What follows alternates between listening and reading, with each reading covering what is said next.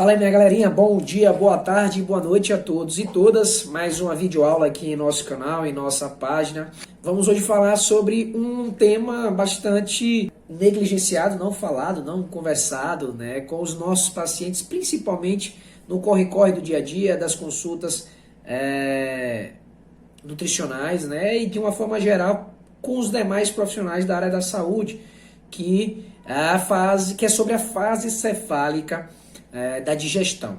A gente precisa entender que o ato de digerir, ou seja, de degradar, de quebrar os nutrientes em estruturas menores e mais aptas a serem absorvidas pelo nosso organismo, gente, pelo nosso intestino, ela acontece, né, em várias fases. Não é apenas o contato direto do alimento, né, com a mucosa gástrica, com a mucosa intestinal, com as enzimas digestivas, que vão fazer com que essas estruturas grandes se tornem menores, em menores pedaços e, consequentemente, sejam absorvidas.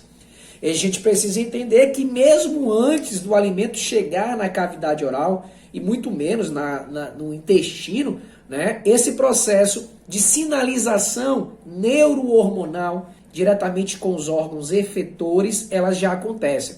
E quando eu falo disso, eu estou falando principalmente, gente, da ativação de importantes estruturas presentes no bulbo, que é uma das partes do tronco encefálico do nosso sistema nervoso central. Então eu tenho a região do nosso encéfalo, eu tenho aqui a massa cerebral, eu tenho o tronco encefálico que sustenta essa minha massa cerebral, essa região do encéfalo, e eu tenho a continuidade, né, por meio da medula espinhal, a continuidade do sistema nervoso central. Entre a medula espinhal, né, a coluna ali vertebral, os nervos, os neurônios que estão nessa estrutura, e o encéfalo, eu tenho o tronco encefálico, que é dividido em ponte e bulbo. Tem a região do mesencéfalo, que vai ser, nesse bulbo, né, gente, eu vou ter aí a conexão de importantes inervações, fibras nervosas, que saem principalmente dos meus órgãos do trato gastrointestinal, né? Eu tenho a língua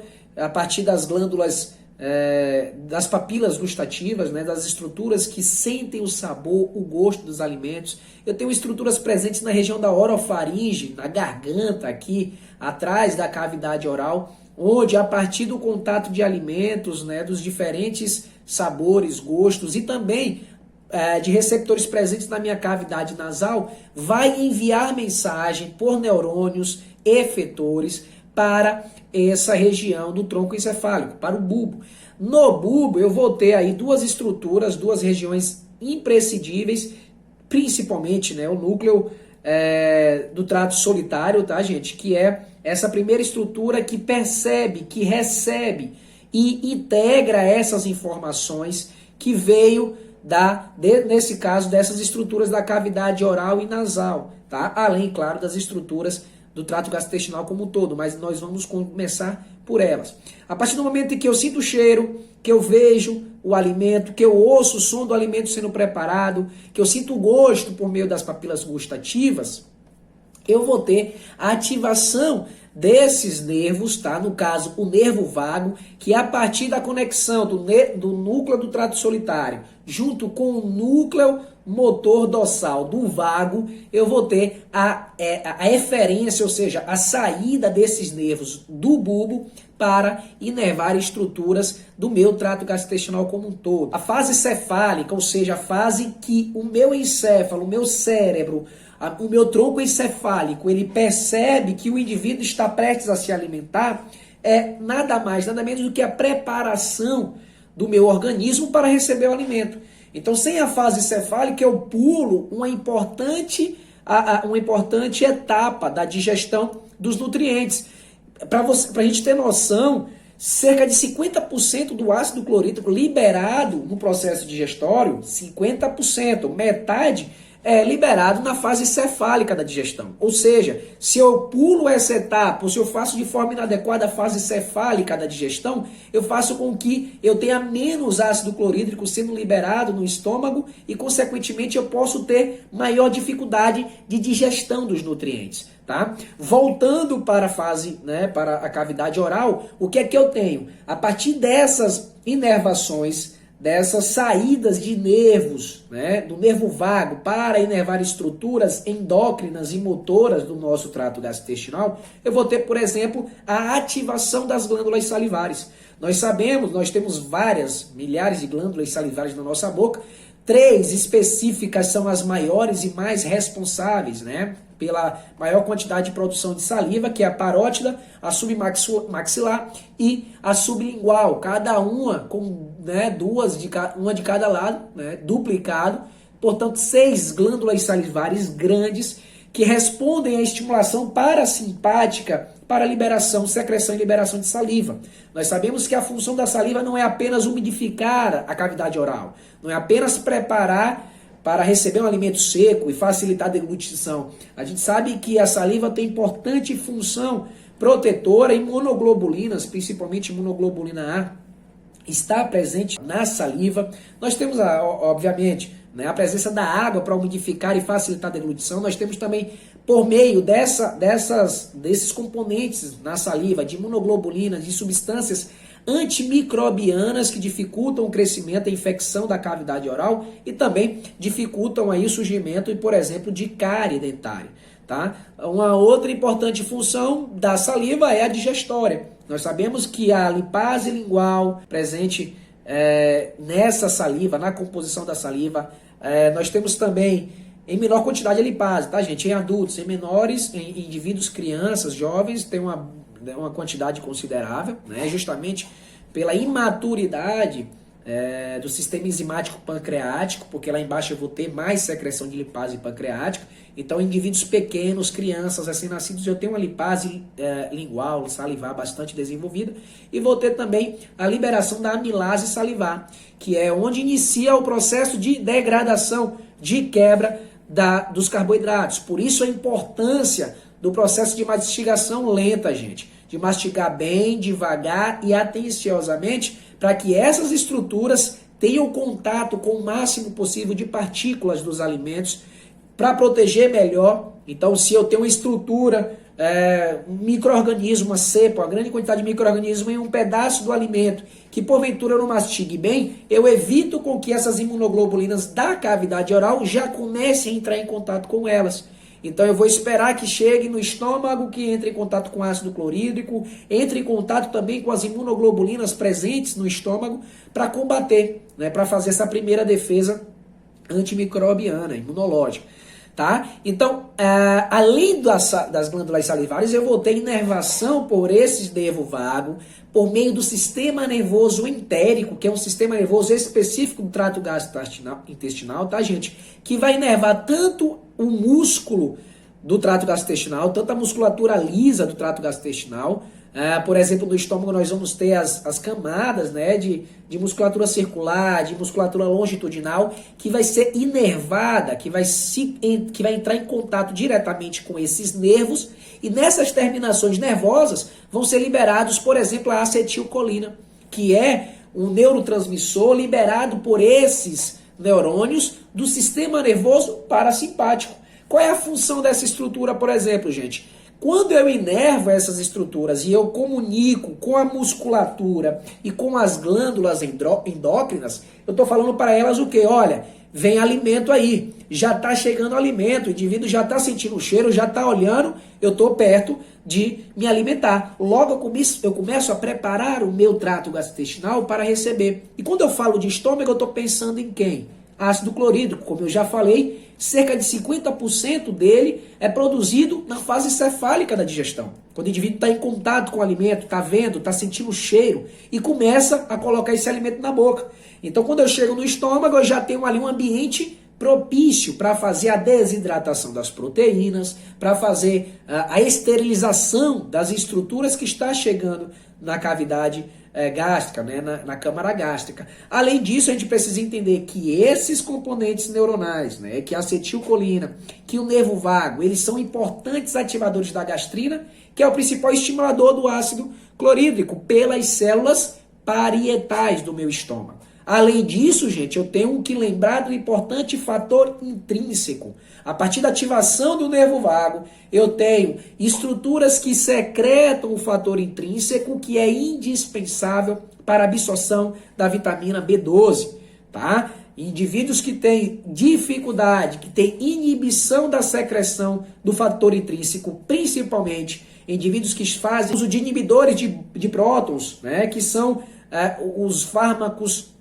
utilizados principalmente em indivíduos com gastrite, com úlcera, né, o pantoprazol, o omeprazol, estruturas que inibem, que reduzem a secreção de ácido clorídrico, que reduz também a secreção de fator intrínseco e se consumido, né, de forma crônica, pode gerar um quadro de anemia megaloblástica nesse indivíduo. É uma anemia onde as hemácias, né, terão tamanhos e formas diferentes, terão uma grande variação do tamanho dessas hemácias, que é um quadro de anisocitose, tá? Gerando aí um quadro de anemia. Então, essa estimulação vagal por meio do sistema nervoso parasimpático vai também estimular a liberação de pepsinogênio. Pepsinogênio nada mais é do que a forma inativa da pepsina. A pepsina é uma enzima digestiva que vai digerir e degradar as proteínas dentro do meu estômago. Se eu tenho se eu não tenho uma ativação adequada desse nervo, né, uma comunicação direta com o meu estômago, eu vou ter menos pepsina na cavidade estomacal, na câmara gástrica. Consequentemente, eu vou ter mais dificuldade de digestão, eu posso ter uma indigestão, por exemplo. Não somente pela redução de gastrina, tá, gente? Desculpa, de pepsina. Posso ter também digestão por conta de um problema de liberação no pâncreas, já que esse nervo também vão se comunicar com o pâncreas. E aí, quando eu falo do pâncreas, eu penso principalmente em quem, gente? Insulina, glucagon e na sua parte exócrina, lipase pancreática, amilase pancreática, né? Peptidases pancreáticas, o bicarbonato, que é responsável por basificar, né? Neutralizar o ácido que veio do estômago. Isso tudo precisa ser levado em consideração. E uma coisa importante, na fase cefálica da digestão, eu tenho já a liberação de insulina na minha circulação. Mas como, Luan? Insulina sem glicose? Sim. A fase cefálica, ela ela gera informações para o núcleo do trato solitário, que leva para o núcleo motor dorsal do vago, que inerva por meio do nervo vago o pâncreas, avisando a ele: vem carboidrato aí, nego. Isso tudo pelo estímulo visual, pelo estímulo olfatório. Nós percebemos, o meu sistema nervoso percebe qual tipo de alimento está vindo e que eu preciso, portanto, me preparar, me antecipar. Eu produzo a insulina, libero, claro, em pequena quantidade, já preparando-me para receber essa glicose. Isso é tão claro, gente, que indivíduos que fazem nutrição enteral e parenteral têm uma resposta à glicose diferente de indivíduos que fazem nutrição oral. Indivíduos que têm uma infusão de glicose diretamente na veia ou diretamente no intestino têm uma maior chance de desenvolver hiperglicemia pós-prandial, após a alimentação, porque eu pulei uma etapa, a fase cefálica da digestão. Beleza? Então o que é que a gente precisa ficar atento?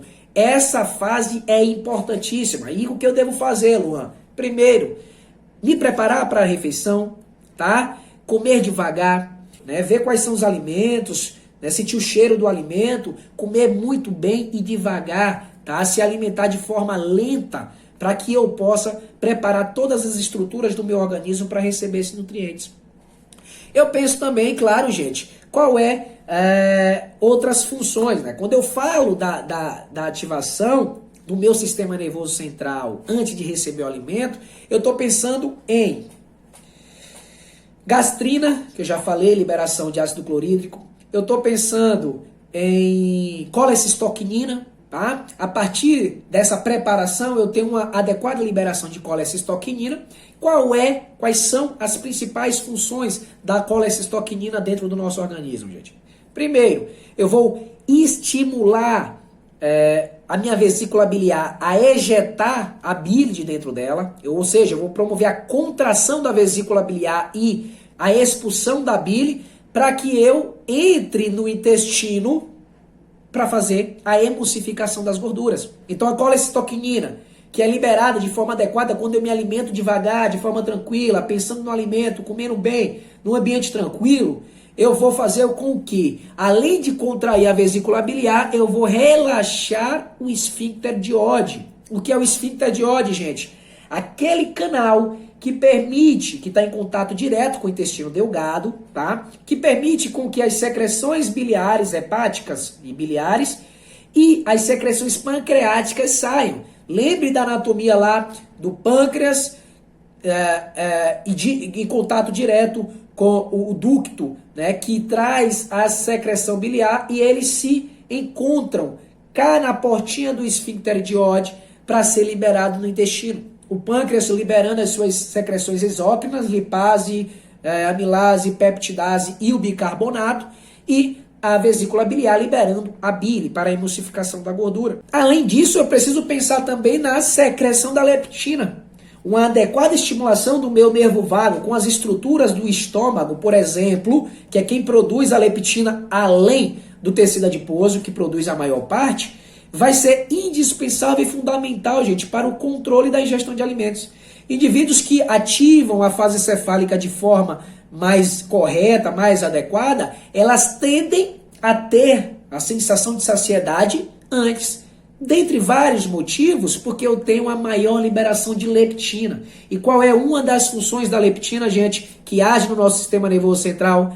Inibição da fome. Ou seja, né, na realidade, é aumentar a sensação de saciedade, né, fazer com que esse indivíduo se sinta saciado de forma mais rápida, mais antecipada. Então, se eu pulo essa fase cefálica, mais uma vez, eu vou pular uma liberação de importante estrutura deste hormônio, né, que é a leptina, na fase gástrica, na fase propriamente gástrica da digestão. Então, vamos ver aqui, né, de uma forma esquemática, tudo isso que a gente falou para fixar e deixar esse assunto muito bem claro e mastigado aí na caderneta de vocês, beleza? Então, observe nessa imagem aqui, gente, né, que o gosto, né, o olfato, o contato direto do alimento com a boca vai ativar o nervo vago. Né? Esse nervo vago ele vai ser diretamente levado para o sistema nervoso entérico, tá? Nesse caso aqui o plexo entérico e submucoso, porque eu estou falando de liberação de hormônios e de peptídeos, neurotransmissores, tá, gente? Então, essa estrutura vai ser ativada pelos sentidos, tá? Vai ser levada para o bulbo vai processar e por meio do nervo vago levar a resposta. Qual é a resposta, gente? Célula G produzir gastrina, tá? As células heterocromafins produzir, por exemplo, a histamina, a produção de acetilcolina por meio direto desse nervo vago, tá? Então, portanto, eu tenho a produção de gastrina, que aumenta a síntese de ácido clorídrico, a liberação de histamina, que também aumenta a síntese de ácido clorídrico, assim como a acetilcolina, vai fazer com que esse ácido clorídrico seja produzido e liberado na mucosa gástrica, no estômago, beleza? Com o aumento do ácido clorídrico, eu melhoro o processo digestório. Observe aqui nessa imagem que a visão, o cheiro, o gosto, né, iniciam os reflexos longos que preparam o estômago para o processo digestório. Essa mensagem é percebida pelos meus receptores na boca, na cavidade nasal, por meio dos meus olhos, é levada até a região do bulbo, tá, no tronco encefálico. Aqui no bulbo eu vou ter a ativação dos neurônios parasimpáticos, né, que por meio do nervo vago se conectará com o plexo entérico, o plexo mioentérico e submucoso do sistema nervoso entérico, beleza? E a partir disso aqui, gente, eu vou ter a ligação com importantes estruturas do meu estômago, tanto musculares quanto glandulares, por exemplo, as células efetoras, que vai promover a atividade de motilidade gástrica. Nós sabemos que tem estruturas liberadas no estômago e no intestino que aumentam a motilidade gástrica, assim como tem elementos que inibem essa motilidade. Tá? Além disso, eu vou ter a liberação de todas as estruturas que nós falamos, né? Da gastrina, do ácido clorídrico, do pepsinogênio e na região do intestino, todas as outras liberadas, tanto pela bile quanto pelo pâncreas, beleza? Então é isso, a nossa aula de hoje é sobre a fase cefálica, de uma forma bem resumida, o máximo possível que a gente pode, claro, né? para que esse assunto fique menos complicado e mais esclarecido, para que a gente compreenda os mecanismos envolvidos na fase cefálica da digestão. Um forte abraço e até a próxima aula.